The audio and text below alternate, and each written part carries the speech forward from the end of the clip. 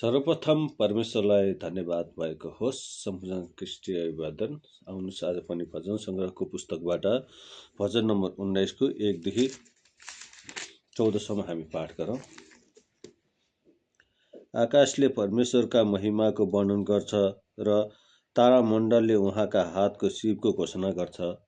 हरेक दिन तिनीहरूले वार्तालाप गर्छन् र हरेक रात तिनीहरूले ज्ञानको प्रदर्शन गर्छन्। कुनै बोली छैन, न भाषा छ जहाँ तिनीहरूको स्वर सुनिँदैन। तिनीहरूको स्वरले सारा पृथ्वी गुन्जनमान्छ। तिनीहरूका शब्द पृथ्वीको सीमान्तसम्म पुगेका छन्।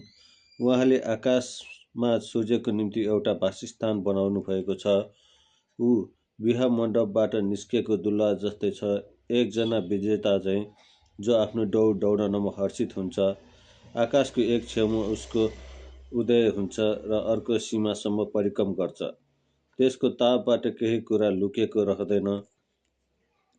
परमप्रभुको व्यवस्था सिद्ध छ, प्राणलाई पुनर्जीवित गराउने। परमप्रभुका कानुनहरू विश्वसनीय छन्, निर्बोधलाई बुद्धिमान तुल्याउने। परमप्रभुका नियमहरू ठिक छन्, हृदयलाई आनन्द गराउने। परमप्रभुका आज्ञाहरू उज्जवल छन्, आँखालाई प्रकाश दिने। परमप्रभुको भय स्वच्छ छ, अनन्तकालसम्म स्थिर रहने। परमप्रभुका विधिहरू सच्चा छन्, ती सर्वथा धर्ममय छन्। सुनभन्दा पनि ती बढी चाहना गर्ने योग्य छन्, निखुर सुनभन्दा पनि ज्यादै बढी, चाकाबाट टल्कने महभन्दा बढी गुलिया।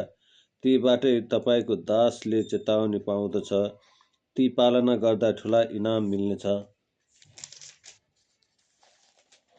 आफ्ना भुलहरू कसले थाहा पाउन सक्छ? मेरा गुप्त दोषहरू क्षमा गर्नुहोस्। आफ्नो दासलाई जानी बुझी पाप गर्नदेखि रोक्नुहोस्। तिनीहरूको प्रभुत्व ममाथि हुन नपाओस्। तब म निर्दोष हुनेछु र घोर अपराधहरूबाट म निर्दोष हुनेछु।